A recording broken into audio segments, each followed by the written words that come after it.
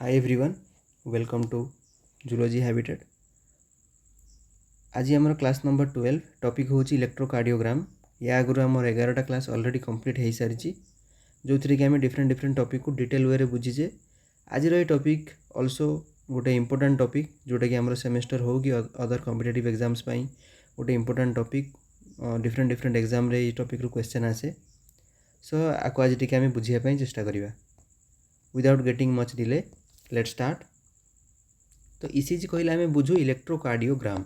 Electro माने something related to electrical signal obviously.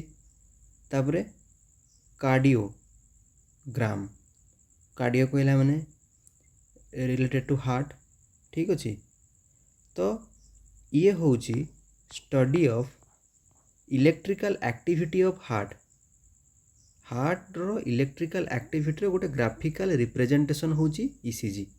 Definition ये लिखाई it is the graphical representation of electrical activities of heart which occur prior to mechanical activity. Mechanical activity माने कौन जोटा heart करे कौन करे हार्ट ना ब्लड को पंप करे। तो हार्ट ब्लड को पंप करवा बा ब्लड को पंप कर सारा पर निजे रिलैक्स होगा एगुड़ाक हार्ट रो मेकानिकल एक्टिविटी। इलेक्ट्रिकल एक्टिविटी कौन ना हार्ट जो इम्पल्स जेनरेट करुच्ची से इम्पल्सटा जेमिति मूव करुच्ची से पर्टिकुलर डायरेक्शन रे सी किसी इलेक्ट्रिकल करेन्ट भी प्रोड्यूस करुच्ची। किए प्रोड्यूस करुच्ची इम्पल्स प्रोड्यूस करुच्ची। इम्पल्स किए प्रोड्यूस करे ना हार्ट रो specialised cardiac muscle fibre produce करे। प्रोड्यूस कले कहीं प्रोड्यूस करे ना आम ऑलरेडी पढ़ी सारचे जिते पोलाराइज्ड कंडीशन में थाए पोलाराइजेशन जो डीपोलाराइज आड़ को जाए से सी धीरे धीरे इम्पल्स जेनरेट करे। डीपोलाराइज कहीं हुए ना गोटे चार्ज रो डिफरेंस हुए से चार्ज रो डिस्ट्रीब्यूशन एपट सेपट हुए सी धीरे धीरे डीपोलाराइज करे। तो जोटी चार्ज रो कथा आसुची गोटे small flow of current generation हुए जिते इम्पल्सटा जेनरेट हो जाए। आ जेहेतु repeated firing of S node हुए बा एस नोड रिपीटेडली से इम्पल्स को जेनरेट करे गोटे पर्टिकुलर इम्पल्स जेमिति करेंट रो ग्राफ प्रोड्यूस करिवो आउ गोटे पर्टिकुलर इम्पल्स बा जो एस नोड जो फायर करिवो जेते थर इम्पल्स प्रोड्यूस होबो सेते थर से भलिया ग्राफ जेनरेट होबो।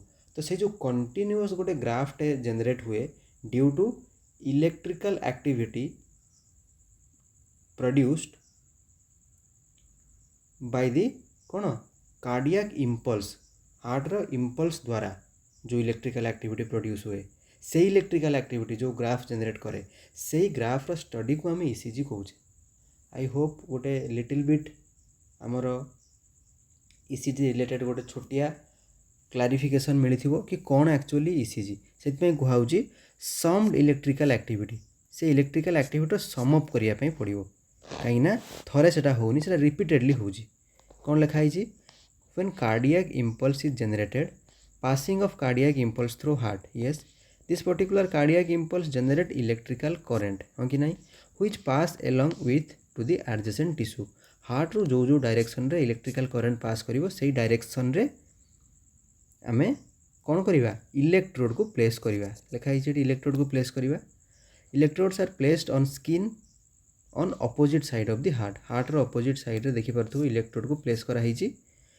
ठीक अछि ए इलेक्ट्रोड कौन करिवो जो इलेक्ट्रिकल पोटेंशियल हार्ट द्वारा हमको मिलिवो जो इलेक्ट्रिकल पोटेंशियल हमको हार्ट पाखर मिलूची एडजेसेंट टिश्यू जो सी इम्पल्स ट्रावेल करोची हार्ट थ्रू हार्ट तो सही टाइम रे जो इलेक्ट्रिकल एक्टिविटी जेनरेट होची ताकू आमे कौन करिवा रीड करिवा ताकू आमे रिकॉर्ड करिवा।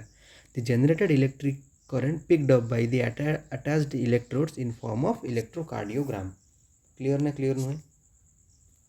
ठीक अच्छे। तो गोटे टिपिकल ईसीजी जदि कौ भाया देखा जाए मुझे कहबी यही भाया किसी देखा जाए वेव फॉर्म।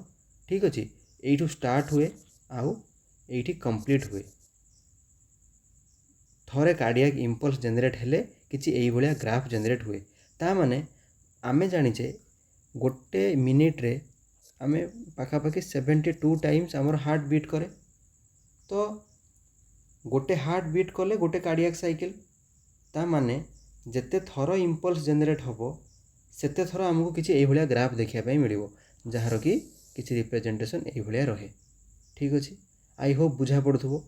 टिके सिंप्लीफाई कर दूची आउ थरे समराइज कर दूची टिके एटा कौन ना ये हूँ गोटे इलेक्ट्रिकल एक्टिविटी जोटा को आम रेकर्ड करुचे गोटे डिवाइस रे केमिति रेकर्ड करुचे ना इलेक्ट्रोड प्लेस करके इलेक्ट्रोड कौन करिवो ना electrode small amount of electric current को भी डिटेक्ट करि परिवो कोठी प्लेस करुचे ना adjacent tissue of the heart कहीं एडजेसेंट टिश्यू रे माने प्लेस करुचे ना एडजेसेंट टिश्यू देकी भी सही पर्टिकुलर इलेक्ट्रिक करंट फ्लो करिवो इलेक्ट्रिक करंट खाली फ्लो करे कि ना कार्डियक इम्पल्स जनरेट हेले कार्डियक इम्पल्स जेमिति जनरेट होबो से इम्पल्स द्वारा सी किसी small amount of electric current भी जनरेट करिवो जहाँ को कि आमर इलेक्ट्रोड रेकॉर्ड करिवो आ इलेक्ट्रोड द्वारा आम यही पर्टिकुलर डिस्प्ले रे ताकू रेकॉर्ड करि परिबा कि केमिति कोन ग्राफ जनरेट होउची बुझिहेला ना बुझिहेलानी गोटे ईसीजी विषय गोटे बेसिक आइडिया ठीक अछि इंस्ट्रूमेंट टू रेकॉर्ड ईसीजी जो इंस्ट्रूमेंट ईसीजी को रेकॉर्ड करे ताको आमे कोन कहू इलेक्ट्रोकार्डियोग्राफ आ जो ग्राफ रो पैटर्न याकू आमे कोन कहू इलेक्ट्रोकार्डियोग्राम ठीक अछि आ जो टेक्निक द्वारा आमे याकू कोन रेकॉर्ड करू से टेक्निक को जाय इलेक्ट्रोकार्डियोग्राफी ताहले इलेक्ट्रोकार्डियोग्राम कहले कोन ना ए जो पर्टिकुलर ग्राफ को देखुछो एटा को आमे कहि दे योडे इलेक्ट्रोकार्डियोग्राम हैला आउ इलेक्ट्रोकार्डियोग्राफ कहले कोन कहबा इंस्ट्रूमेंट जो इंस्ट्रूमेंट कथा कहू जे हमें जे रेकॉर्ड करे ताको हमें कहबा इलेक्ट्रोकार्डियोग्राफ टिके उल्टा अछि ताको तमे टिके भलरे बुझिले आराम से करि परिबो आ जो टेक्निक को कहबा हमें इलेक्ट्रोकार्डियोग्राफी ठीक ना ठीक नहीं जीवा एथर नेक्स्ट हमें कोन कहूची ईसीजी आ कोन ए ग्राफ रो फर्दर टिके डिटेलिंग आड़कू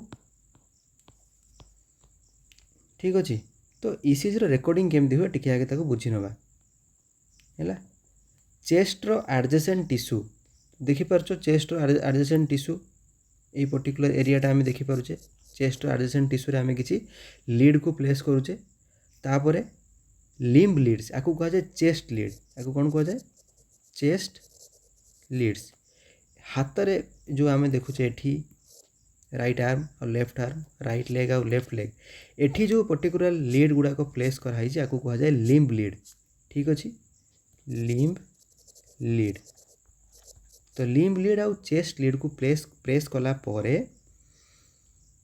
इलेक्ट्रिक करंट एमाने जो सेंस करती से इलेक्ट्रिक करंट गुड़ा को पर्टिकुलर इलेक्ट्रोकार्डियोग्राफ डिवाइस रे माने कौन करती रिप्रेजेंट करती आ गोटे पर्टिकुलर ग्राफ किछि एई भलिया आसे ठीक अछि ग्राफ होची इंस्ट्रूमेंट रो ना एटा होची वेव बा को हम इलेक्ट्रोकार्डियोग्राम बोली भी कहि परिबा ठीक अछि देखि पाउछो एई भलिया किछि आसे आमे एठी दीटा पर्टिकुलर वेव रो एग्जांपल नै छै ठीक अछि से देखि पारथो P Q R S T पुणी P Q R S T तो से भाई आम दीटार एग्जांपल नहीं किसी सेगमेंट को देखा मुझे एग्जांपल नहीं देखि पारथो प्रथम गोटे एलिवेटेड सेगमेंट आसा हूँ पी सेगमेंट ये सेगमेंट हूँ पी सेगमेंट तापर टिके तलू केमती नेगेटिवली जाइए देखि पार्छ जीरो तार या तलू नेगेटिव या ऊपर को पॉजिटिव तो यहाँ एमती टिके एलिवेटेड है तापर टिके देखुछ नेगेटिव होती क्यू पाखे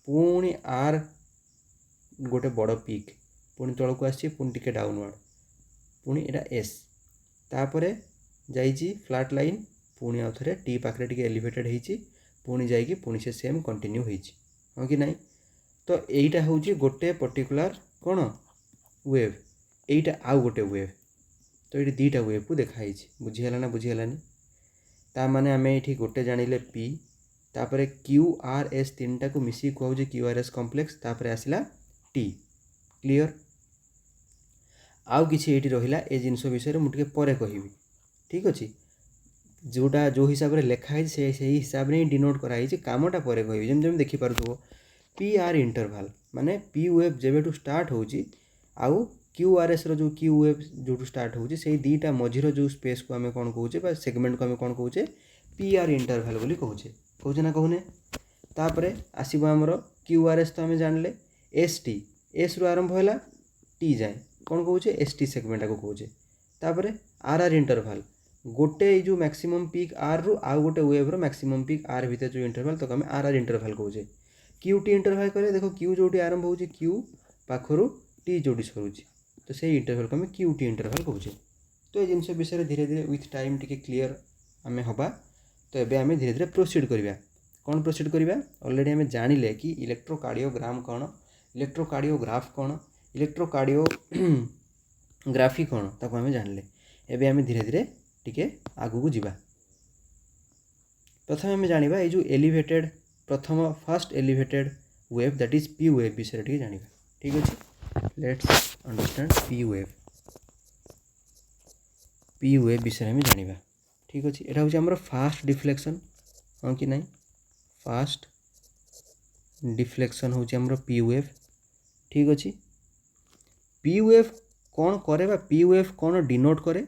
very important, atrial depolarization को ये डिनोट करे। ये कहा को डिनोट करे ना? Atrial depolarization. P wave माने ए वेव एमती जाउची, ये गोटे एमती वेव बनेला माने ये डिनोट कर देला कि एबे एट्रियल डी पोलराइजेशन को ये स्टार्ट कर दे कि एमती गला। क्लियर ना क्लियर नुहे? ठीक अछि, ये जो एट्रियल डी पोलराइजेशन को ये डिनोट करूची, मते कुह एट्रियल डी पोलराइजेशन हेले कौन हबो? एट्रिया डी पोलराइजेशन हेले कौन हुए ना? एट्रिया डी पोलराइजेशन हेला माने एसए नोड इम्पल्स जनरेट करे। SA node generates impulse, SA node generates impulse. काहींकी काहींकी ना एट्रियम रे एमिति को स्पेशलाइज्ड कार्डियक मसल फाइबर अच्छी जे कि इम्पल्स जनरेट करे ना? एसए नोड अच्छी। एसए नोड इम्पल्स जनरेट कर दिए जो एट्रिया डिपोलराइजेशन हुए। कहीं एट्रिया हुए माने किए हुए सेटा? एसए नोड ही तो हुए ना, कहीं ना याको आम पेस मेकर कहू। ये जदि इम्पल्स आरंभ न करिवो ताले हार्ट बीट करिवोनी। क्लियर ना क्लियर नुहे? तो एसए नोड इम्पल्स को जनरेट कर देला। नेक्स्ट कौन अच्छी? जितेबाला एसए नोड इम्पल्स जनरेट करिवो ताहले मते कह से एसए नोड रु इम्पल्सटा कुआडे जीवो ना? एट्रियल मसल फाइबर आड़ को जीवो। एट्रियल मसल फाइबर आड़ को जीवो। एट्रियल मसल फाइबर आड़ को जीवो। जीवना जीवनी? जीवना जीवनी? तो एट्रियल मसल फाइबर आड़ को जो जीवो, एट्रिया मसल फाइबर रु से कुआडे जीवो? सपोज एसए नोड अच्छे राइट एट्रियम रे, तो आगे जीवो ये राइट एट्रियम रो मसल फाइबर को। राइट एट्रियम रो मसल फाइबर को जीवो, मसल फाइबर रु जीवो लेफ्ट एट्रियम रो मसल फाइबर को, कार्डियक मसल फाइबर।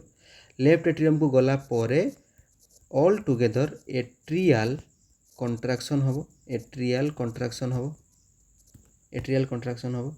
ठीक अछि, ए जो एट्रियल कंट्राक्शन टा हमें हेला कौन यार अदर नेम नुहे कि? Atrial systole. एट्रियल सिस्टोल कौन यार अदर नेम नुहे कि? ठीक अछि, आउ एई एट्रियल सिस्टोल ले कौन होउची? एट्रियम ब्लड को पंप करूची। एट्रियम कौन करूची? ब्लड को पंप करूची। एट्रियम पंप करूची, करूची ना करूनी? एट्रियम जो ब्लड को पंप कला, मते को एटा गोटे की एक्टिविटी? इलेक्ट्रिकल एक्टिविटी ना मेकानिकल एक्टिविटी? ऑब्वियसली ये गोटे मेकानिकल एक्टिविटी। ये गोटे मेकानिकल एक्टिविटी, कहना फिजिकली कामटा होउची। एट्रिया ब्लड को पंप कले ही वेंट्रिकल आड़ को ब्लड जीवो। ता माने पी वेव रे जो एट्रियल डीपोलराइजेशन होउची ता द्वारा मेकानिकल एक्टिविटी कौन होउची ना? एट्रिया रो सिस्टोल होउची। ता माने पी वेव रे इलेक्ट्रिकल एक्टिविटी कौन ना? डीपोलराइजेशन। डीपोलराइजेशन को तुमको लागुची कि एटा मेकानिकल बोली? एथिरे कौन काम होउची? Obviously depolarization is a electrical event. Because कहीं डीपोलराइजेशन कहीं इलेक्ट्रिकल इवेंट ना? डीपोलराइजेशन रे चार्ज रो शिफ्ट हुए। सेल भीतर रो नेगेटिव चार्ज जीरो आड़ को जाए, तो सेटा क्लियरली गोटे इलेक्ट्रिकल एक्टिविटी। स्विच आमे ऑन करूचे, स्विच ऑन करिवार किछि समय पर लाइट जले। लाइटटा जलिबा गोटे इवेंट। सेमती एठी एट्रियल सिस्टोल होची इवेंट, जहाँ को कॉज किए करूची? एट्रियल डीपोलराइजेशन, जोटा कि हमर पी वेव। बुझीगला एबे? ताले पी वेव कौन करूची ना? एट्रियल डीपोलराइजेशन करूची, जहाँ द्वारा एसए नोड रु कॉन्ट्रैक्टाइल फाइबर द्वारा पूरा होल एट्रिया को सिग्नलटा पहुँच जाउची। क्लियर ना क्लियर नहीं? बस एबे आमे नेक्स्ट आमे जिबा कोठी? पी आर इंटरवल को टिके जिबा। मुझे कहूँ P R interval. P R interval कथा टिके कहूँ। पी आर इंटरवाल कौन कहूँ ये पी आर इंटरवाल मु बारंबार क्लास रे कहूँ कि प्रति क्लास को आम सिक्वेन्स वे देखा बुझाटा इजी हम मुझे भी बारंबार यूज कर पर्टिकुलर टर्म गुड़ाक जमीक कि term depolarisation repolarisation electrical activity specialised cardiac muscle fibre normal cardiac muscle fibre तो यही कॉन्सेप्ट गुड़ाक टिके इजीली बुझा पड़े रनिंग टॉपिक जोटा आमर चलुची सेटा क्लीयरली माने विथ माने क्लास सांगे सांगे बुझा पड़ो कि जब ये गोटे गोटे टर्म बुझा न पड़ो ताले असुविधा हे तो ये टर्म गुड़ाक बुझापी हेल्ले प्रीवियस क्लास आमको देखापी पड़ो कहीं सबू टर्म को कम्प्लीटली माने एक्सप्लेन करवा गोटे पर्टिकुलर क्लास रे भिजिबल माने फिजिबल हेनी सॉरी कहीं आम गोटे पर्टिकुलर टॉपिक उपर डिस्कसन करुचे तो बेसिक सकल टे क्लीयर होगी रहा दरकार तो पी आर इंटरवाल कथा मुझे टी कहि आम क्या कहूचे पी आर इंटरवाल ना ये स्टार्ट कौटू होता है ना पी वेव मुझे देखी कड़ा गला पी आर इंटरवाल देखिपार पी रु जो क्यू आर एस वेव रो स्टार्टिंग जाए रोचे आमर पी आर इंटरवाल कौन कहूँ ये पी आर इंटरवाल ना पी रु आर भितर इंटरवाल ठीक अच्छे एटा केते रु केते beginning of P to beginning of P to beginning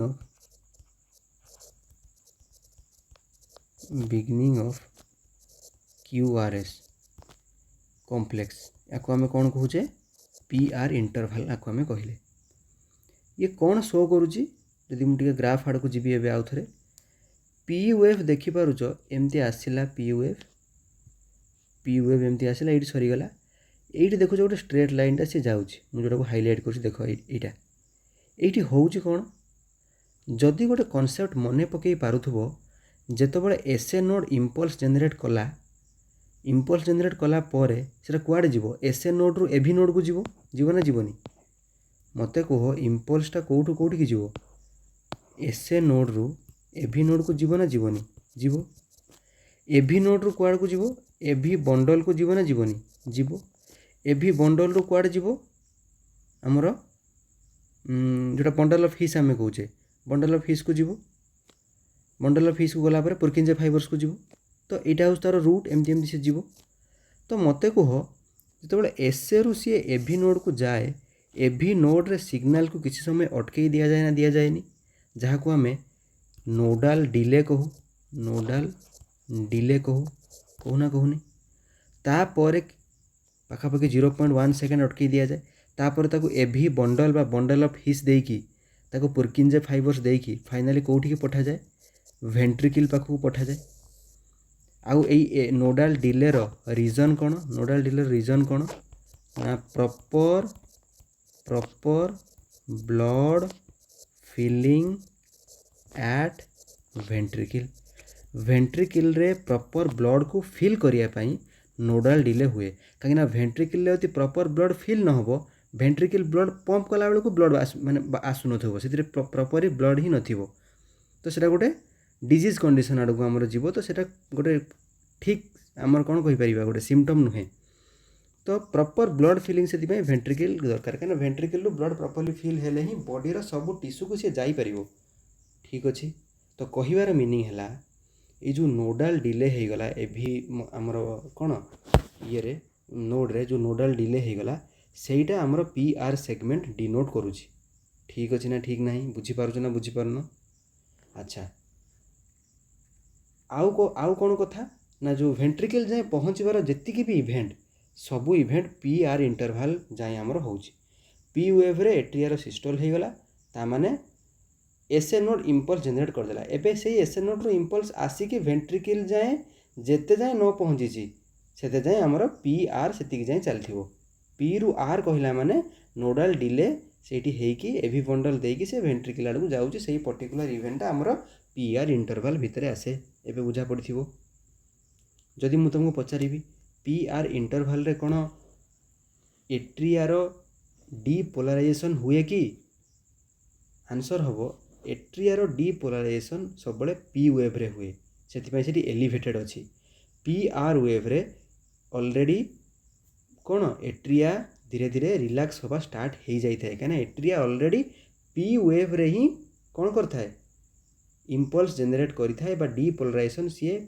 P wave रे ही एट्रिया होता है पी आर इंटरवाल रे एट्रिया धीरे धीरे धीरे धीरे रिलैक्स आड़ को आसवा स्टार्ट हो बुझीगला P wave clear P R interval clear now let's move towards Q R S interval sorry interval कहूँ मु क्यू आर एस कम्प्लेक्स ठीक अच्छे देखा क्यू आर एस कम्प्लेक्स कौन कहूँ क्यू आर आउ एस तीनटा अच्छी ये most prominent part of ECG कहीं मोस्ट प्रोमिनेंट पार्ट ना देखिपार गोटे छोटिया डिफ्लेक्शन गला पी वेव रे तापर गोटे बहुत बड़ वेवटे अच्छी ये क्यू आर एस रे टी रे पुणी छोटियाटे तो जेहेतु ये गोटे एते बड़ बा हाईएस्ट डिफ्लेक्शन गोटे आम देखुचे से या आम मोस्ट प्रोमिनेंट कहूचे अच्छा कहीं एमती आसुची ना यही particular deflection this particular wave generation is belongs to ventricular event आउ ventricle muscle mass is always greater than atria ventricle is having a larger muscle mass ठीक अच्छे लार्जर मसल मास सब जेनेट कर लार्जर इलेक्ट्रिकल पोटेंशियल आउ electrical पोटेंशियलटा large हो ताले deflection भी सेमती लार्ज हो बुझी हो ना बुझी होनी इलेक्ट्रिकल एक्टिविटी जमी स्प्रेड कर डिफ्लेक्शन सेमती हो एट्रियल सिस्टोलटा गोटे बहुत छोटिया इवेंट थिला 0.1 सेकेंड इवेंट कही मुझे अलरेडी पढ़ेला बेले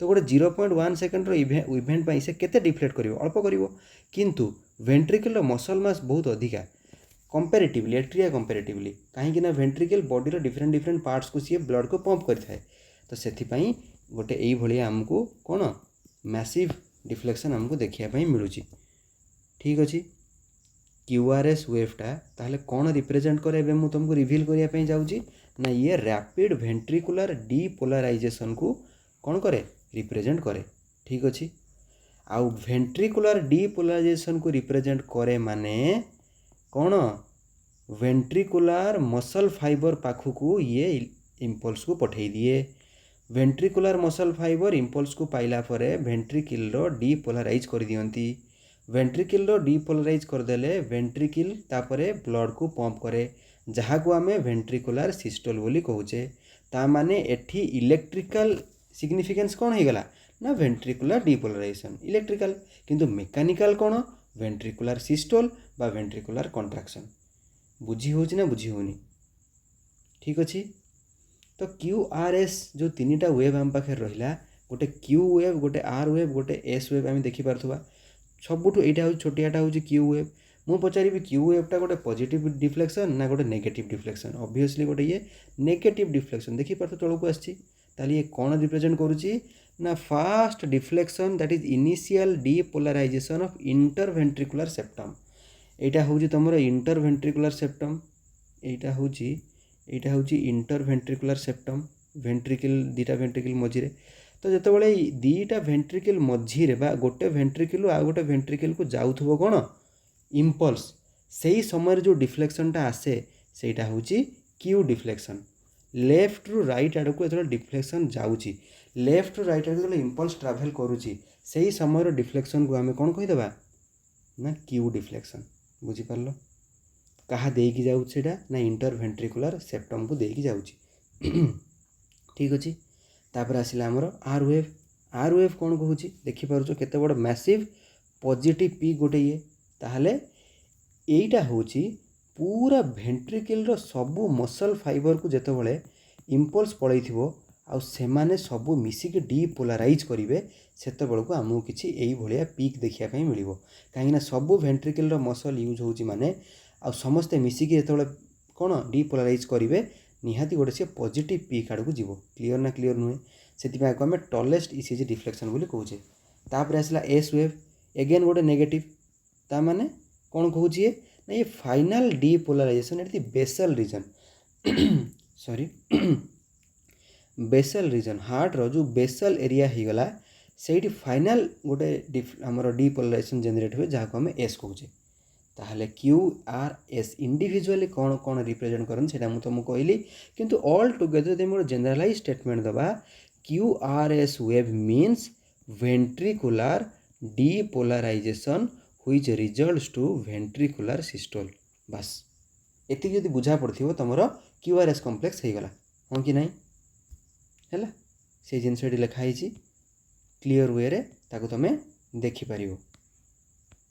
नेक्स्ट आमे जिबा पर सेगमेंट को एस टी सेगमेंट टिके देखिबा। एस टी सेगमेंट कना क्यू आर एस पर देखि परथो एस आउ टी सेगमेंट एटा अछि एस आउ टी हैला कोन कहूची एस टी। देखो एस रो स्टार्ट टा कोठी ना end of S wave end जोडी सरला S wave beginning of T wave जोडी आरंभ होला एटा होची एस टी सेगमेंट।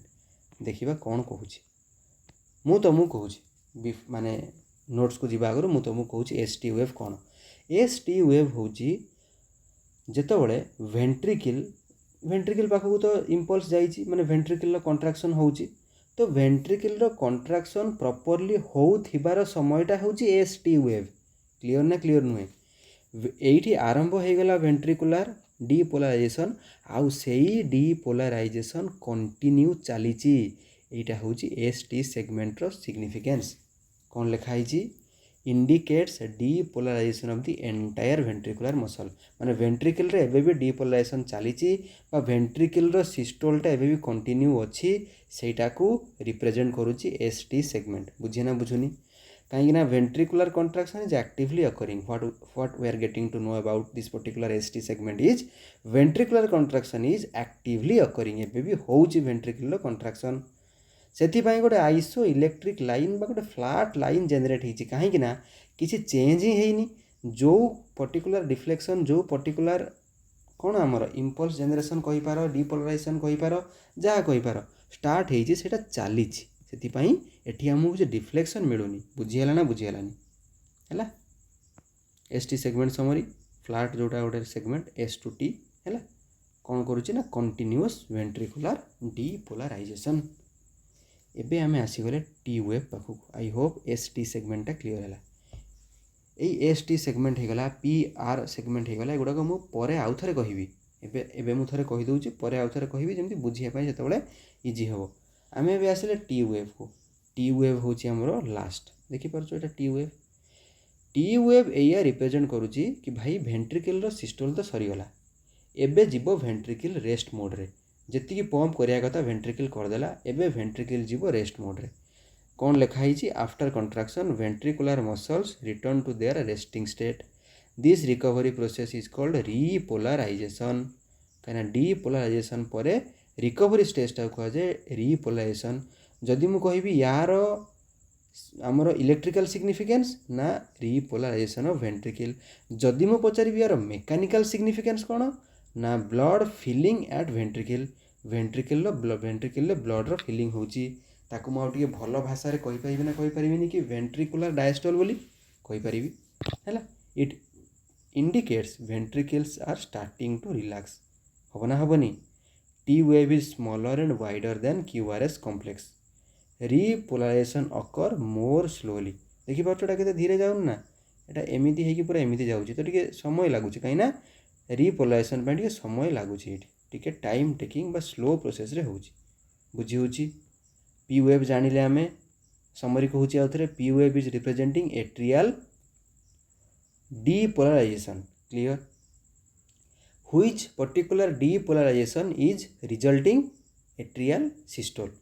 तापरे P R wave basically P R interval not wave P R interval is representing the nodal delay और the travelling of impulse towards ventricle सेटा represent करे कि P R interval. Once it reaches to the ventricle, the QRS complex is initiated. So, togetherly QRS is representing rapid ventricular depolarization. Rapid ventricular depolarization is resulting what? कुह टिके निजको टिके question पचारो। Rapid ventricular depolarization is resulting ventricular systole. This particular ST segment is representing the continuous ventricular systole. Now finally T wave is representing कौन repolarization of ventricle that is the electrical significance and the mechanical significance will be diastole of ventricle। ठीक अच्छी ना ठीक नहीं clear अच्छी ना clear नहीं। तो आज आमर टॉपिक ऑफ इंटरेस्ट जहाँ थिला ईसीजी रो इच एंड एवरी ग्राफ विषय आम जानिले इच एंड एवरी वेव विषय आम जानिले से पर्टिकुलर वेव कौन सिग्निफाई करे सेटा भी आम देखिले। नेक्स्ट क्लास रे आम ईसीजी रो क्लिनिकल सिग्निफिकेंस विषय आम जानिबा कि प्रति वेव कौन रिप्रेजेंट करुची। ठीक अच्छे से वेवटा नॉर्मल केतबेले आ एबनॉर्मल हेले कौन हम सेटा आम जानिबा एट द नेक्स्ट क्लास। समस्ते यदि वीडियोटी को लास्ट जाए देखि यदि बुझा पड़ी गोटे फीडबैकटे देव आउ प्रॉपर्ली यदि न बुझा पड़ी आउ थे टी वीडियो पछकू जाकि आउ थे बुझापी ट्राए कर ना कमेंट सेक्शन में मत जनइब। धन्यवाद।